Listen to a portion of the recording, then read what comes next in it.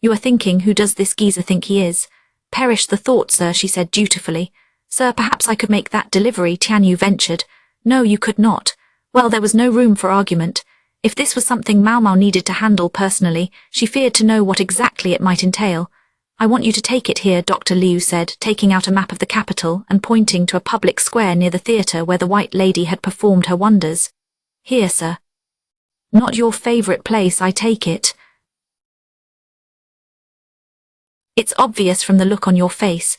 It certainly wasn't, because at that moment that particular square was hosting a major event, namely one related to Go. It was all too easy to guess who would be there. Maomao didn't know what strings he had pulled to get such a prime location, and for 2 days no less. This must be quite a large tournament. I assume Dr. Kan will be there. He wasn't assigned to the task, but he volunteered to take point. Maomao thought she could see what Dr. Liu was getting at. He tried to set up a bulwark for her. There was no telling what the freak strategist might try, but having Maomao's old man there would help diffuse the situation. It seemed Maomao was being sent for a similar reason. Dr. Liu explained that with so many people gathered, someone was bound to feel unwell, whether from playing Go or something else. This wasn't typically a matter for the medical office, but Dr. Liu thought it was a good time to offer assistance. However, his explanation sounded somewhat rehearsed. She smelled Lahan, who had organized the tournament. He knew her old man would not say no. He also knew he could get to Maomao by using Dr. Liu, a superior she could not refuse. That no good NN was interested in Go, so she and Yao had taken the day off. Maomao was stuck here. This is your job now. I trust you can do it professionally, Dr. Liu pressed. All Maomao could only nod. She nodded and ignored the fact that Tianyu was looking at her, green with envy. She did not have to look at the map to figure out where to go. She just had to follow the flood of people carrying Go books. Game boards were set up everywhere in the square. They attracted crowds of people of all kinds, both young and old, men and women. A cloth had been hung as a very thin wind block. There were only wooden boxes available to put the game boards on. It was a poor show. Holding an event like this outside so close to the end of the year practically begged people to catch cold. Still, with so many people around, even this small venue started to look rather fine. It was suffused with a surprising warmth. Restaurants and drinking establishments from Main Street had set up locations here in the square. Children begged their mothers to buy them treats. Hot ginger water and wine were being distributed to keep people warm. The wine had been heated to remove the alcohol. We have seen too many drunks cause trouble at festivals. It wasn't just Go-related items either. Shogi pieces, card games, and even mahjong tiles could be seen around, perhaps at the suggestion of the event organizers. There were shops selling ornaments and personal accessories. People with no interest in the game of Go packed themselves into the square. That is a very Lahan-esque idea, Maomao thought. He loved the mercantile trade. She was sure he was charging the shops for the prime location. Maomao threaded her way through the crowd until she saw some familiar faces.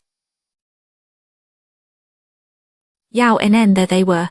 Yao was rubbing salve into a child's skinned knee. NN administered some medicinal tea to a shivering elderly person. Maomao, what happened to working? Yao asked, giving her a look that made it clear she assumed Maomao had skipped out on the medical office. Dr. Liu sent me here on an errand. And anyway, what happened to not working? Oh, it is thanks to your older brother, Yao replied. That immediately put a scowl on Maomao's face. Dr. Kan was not supposed to work today either, but he got roped in. Then your older brother said it was too much for Dr. Kan to handle alone and that he wanted us to help too. You should have just told him no. She felt bad for her old man, but Yao and NN were supposed to be off today. They didn't have to work as hard as everyone else in the medical office. Lahan really should have hired doctors from the city instead of making her dad and the girls do everything. Now he was even using Maomao too. It was just like that skinflint. You should send him a bill, Maomao said, suddenly wanting to get a few pennies from the tousle-haired man with his round spectacles. Oh, I do not mind. I'm not that interested in Go, Yao said. She finished treating the child's wound and sent him on his way. There we are. Thanks, miss, the kid said. Oh ho. Maomao noticed the little smile on Yao's face as she waved goodbye to the child. The smile disappeared abruptly when Yao noticed Maomao looking at her. NN gave Maomao a small thumbs up. It was as if to say, "See, isn't my mistress cute?" She seemed to be enjoying herself even though she didn't get to play Go. "If you are on an errand, I assume you are looking for Dr. Kan," she said. She pointed toward the theatre where the white lady had held her performances. It was a large building and it used to hold events frequently, but it had been shuttered for some time. I think the original plan was to hold the entire contest in there. But well, you see, the boards scattered around the square showed how many entrants there had been. Nice that it's such a success, I guess, but there are clearly more people here than permitted, Maomao agreed. It was good that the square had been there for everyone to spill out into, but it presented a number of problems. She assumed people would get injured and feel sick. It would have been better if they had held the contest in a warmer season. The elderly person NN had been tending to seem to be feeling better. They gave a gap-toothed grin and looked intent on going back to play more Go, so NN placed a handkerchief around their neck. The weather was clear and dry. A parched throat and a cough could easily spread a cold, and Maomao's father knew this well. People moved quickly among the players, carrying cups and large bottles. Whenever a player raised their hand, someone poured liquid from a bottle into a cup and gave it to them. Maomao thought it was hot yuzu water or ginger water, something good for the throat. Blankets were also being handed out to anyone who was shivering. There was even a fire for those whom even the blankets couldn't keep warm. Her old man had done everything he could. "Say, Maomao," NN came over and whispered in her ear. "Dr. Kan isn't the only one over there. Grand Commandant Kan is there as well." Maomao didn't say anything but looked at her delivery with an expression of intense disgust. NN said, "I wish I could say I would take it over for you, but honestly I need you to deliver it." "Why is that?" "Because when everything is over, NN gets to play a game against the Grand Commandant," Yao said. "That is right. It is a real honor. In other words, Maomao should keep her mouth shut and go see the freak strategist." "I can't believe I get the privilege for free," NN said. "What do you mean free?" "Usually it would cost 10 silver pieces, but we were told that if we helped out we could have a game for free. I think nothing is about what it is worth, isn't it?" Maomao thought, why would anyone pay that kind of money? Yao said, "I'm not sure we could afford it on our salaries." Her desserts weren't a lot cheaper. The snack she ate every day to improve her beauty, health and bust was no cheap eat. Did she realize how much it cost each month? Someone is probably making sure she doesn't, Maomao reflected. That is very much like NN. "Let's keep our thoughts to ourselves," said NN. This seemed to be aimed at Maomao. "If you win 3 games in the square out here, you can proceed into the theatre. And if you win 3 games in there, you earn the right to challenge the Grand Commandant himself. So it's not just pay to play. Even if you play as fast as possible, winning 6 games will take a while," Maomao said, looking puzzled at NN. "That's right. You have to battle your way to the privilege. The tournament lasts through tomorrow." "I am not sure I could have managed to win 6 games. So if I can get a teaching game from him, I will consider myself very lucky." How condescending could he get, Maomao wondered. Not to mention that tomorrow, the second day of the tournament, she herself was supposed to be off duty. "I can guarantee I will be called in, though." With a distinct she made for the theatre. Chapter 15, the Go contest interlude there, that should do it. Mame finished some work and stopped to stretch. The Moon Prince's office was far neater and more orderly than it had been before they redistributed the mountain of paperwork to the people whose actual jobs the assignments were. Only one other person was in the office with Mame, her younger brother, Baryu. He occupied a sectioned-off corner of the room. "Ryu, think you'll be able to wrap things up?" She could take such an informal tone since it was just the two of them. She would have acted the same even if the Moon Prince had been there. "Yes, I should be able to finish the rest today," Baryu said. His face, pale as an unripe gourd, peeked over the divider. He rarely spoke or showed himself to anyone except those he was closest to. Now he said, "Something in here is not like the others." He handed Mame a sheet of paper. "I think it concerns our dear Kan." Kan, the surname alone was not enough for Mame to understand. The man of La Grande Commandant Kan, the eccentric strategist. "Do not be coy, say what you mean." Her brother was not much for human company, but he had a perfectly firm grasp of who worked where and what their names were. He had a sharp mind but a frail body and psychological constitution. Maomao was well aware that a sound body, a firm mind, and robust capability rarely met in one person. If Baryu could have been mixed together with her other younger brother, it would have been perfect. If it's not a special hurry, let's take it to him later, she said. Are you quite sure? I don't think it would serve any purpose even if we took it over this minute. Maomao plucked a piece of paper from the folds of her robe. The notice read Go Tournament and included all the details. Oh, that was today, Baryu said. He was somewhat interested in Go, but he lacked the courage to go somewhere with so many people. Even if he had attended the tournament, he would probably have become dizzy in the crowd and simply collapsed. He is one of the main organizers. I doubt he is doing any other work. Are you certain it will be all right? Baryu asked with concern as he disappeared behind his screen once more. Maomao could hear him shuffling through papers. Evidently he would not let this cause him to slow down. All right or not, he brought it on himself. Can Lacan, the so-called eccentric strategist, and the Moon Prince did not seem to get along very well. Maybe that was why Lacan had been the main person pushing his work on this office. Recently, Maomao's main job had been pushing it right back to him. I must say I'm surprised, she said. I never expected him to actually do the work we sent back his way. Yes, the bargain was that the strategist could have his tournament venue in exchange for doing the work. But considering who they were dealing with, she had assumed he might find some way to avoid it. And here I had another plan cooked up in case he did not play along.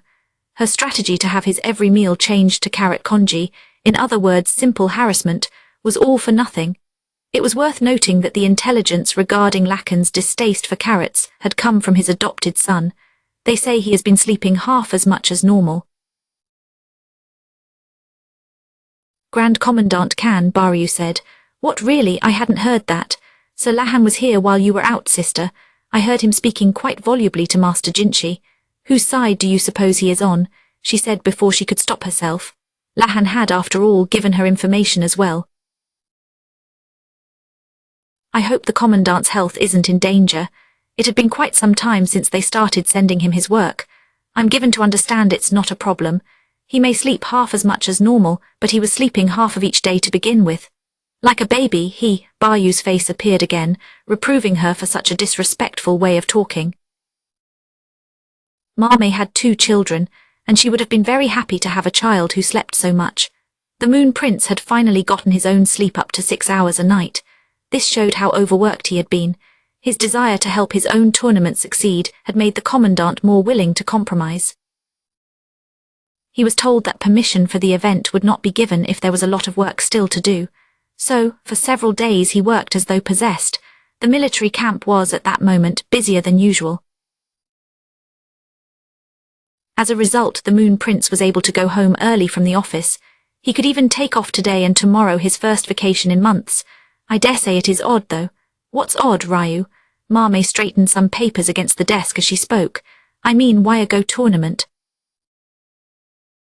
I thought Grand Commandant Khan preferred shogi. He is also a strong Go player, isn't he? Yes, he is.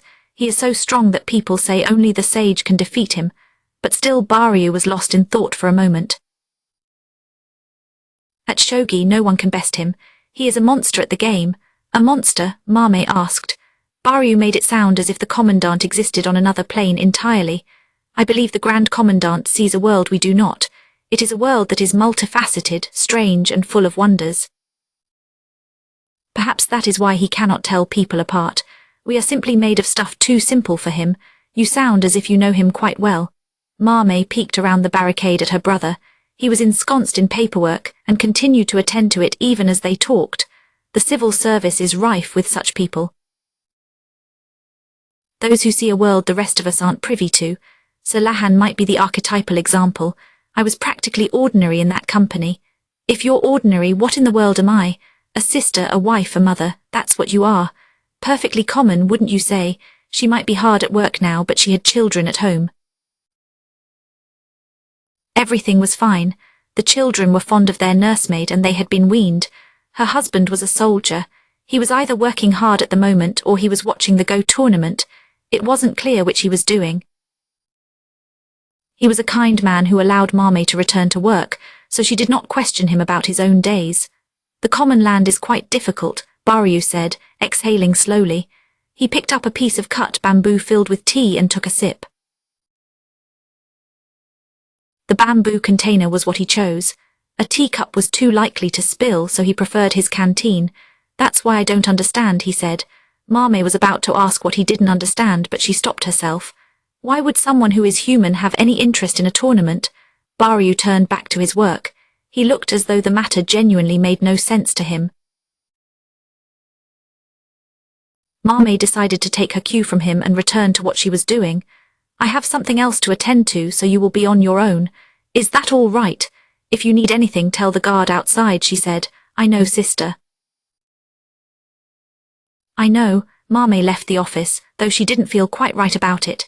It would have been nice to say that with the paperwork safely delivered to its respective departments, Maomao's work was done. But she had one more task to attend to. She headed for the Moon Prince's personal pavilion, passing through a series of gates as she drew near the inner court. Each time she showed her permission and entered. The pavilion looked somewhat plain for the residence of the Emperor's younger brother, although it was built with only the finest materials. Any bureaucrat who thought this place was too simple practically announced he was a man of new riches, unable to recognize true wealth. The guard at the pavilion let Maomao in as soon as he saw who she was. As she entered, a pleasant sweet aroma greeted her. She followed the scent to the kitchen. There she found an older woman with baked treats in a square container. Welcome, said Suhin, the Moon Prince's attendant, with a smile. You must pardon the intrusion, Maomao replied politely and looked at the snacks. These look delicious, I should say so. They came out well, but I have made a number of them already. They are not piping hot anymore. I also have some I made a few days ago. I was about to do a taste test to see which is the most delicious. I've come at an excellent time then. Call it a perk of the job. Speaking of the job, though, Maomao mustn't forget why she was there. She supposed it would be wrong to wonder whether she could take a few treats as a little gift for her children, but at the thought of how overjoyed they would be by the snacks, her own face softened into a smile. Something on your mind? Suhin asked. Oh no. I was simply observing that you have some that are steamed and some that are baked. That is right. The steamed ones retain their shape better, but the baked treats do smell nicer. Some of the treats were golden brown. They appeared to have been put in a mooncake mold and baked. Suhin cut one carefully with a knife and offered some to Maomao. It was full of dried fruit, but the texture was somewhat different from mooncake. Suhin said, and here's this one, passing her one of the steamed treats. This one was light and fluffy, but it came at a cost in fragrance. Maomao asked, do you suppose you could bake them, but almost as if you were steaming them? Suhin said, I had the same thought. Yes, that would be perfect. Suhin took the treats in the square container. She cut them and gave some to Maomao. I think I prefer this one, the younger woman said. She could hardly keep a smile off her face. It was soft and fluffy, but it had walnuts that gave it a pleasing crunch. The sweetness of jujubes and raisins filtered through. Maomao could smell butter in it, and there was another fragrance too. Now try this one, Suhin said, passing Maomao a piece of something else. It's been sitting for 3 days. She put the treat in her mouth and discovered that the flavor of the fruit had permeated the entire dough. A sweet sauce was drizzled over it, perhaps to keep it from drying out, and it was thick and delicious. Do you think I might take some of this home to my children? Maomao asked. Horrified, her hand flew to her mouth, but the words were out before she could stop them. For your children. You cannot have those, I'm afraid, but take as much as you like of these. Suhin opened a drawer to reveal a whole array of different treats. Each one was made a slightly different way. How many snacks had she made? What you are trying now is something I am going to serve to the little master tomorrow. But do come back another time and get more. Yes, of course. With a touch of disappointment, Maomao put the rest of her treat into her mouth. It looked like she had been summoned here today purely for this taste test. I was at a loss as to which was best, but now I am sure. Thank you, Suhin said, my pleasure. But is this all the work you needed done today? It is. You should take a rest every once in a while. I know your children do not take much minding, but if they do not see you now and again, they will forget who you are. That's strung. Maomao liked her work, but she adored her children, of course. Is the Moon Prince here, may I ask? She said. She felt she should pay her respects before leaving if he was present, but Su'en shook her head. He had spent the entire day with the tutor studying. Please do not disturb him. Do not worry, I know he has a busy day tomorrow. I will make sure he goes to bed early. Oh, I was sure he must have gone to see the Go tournament. Maomao knew the Moon Prince was devoted to learning though, so the revelation did not strike her as particularly strange. Ah, yes, of course. He has not been here yet, but I have something more important to ask you. Maomao, would you consider becoming the little master's lady-in-waiting? I know what a diligent worker you must be since he comes home early each day. Lady-in-waiting, I'm sorry, but I am not so sure.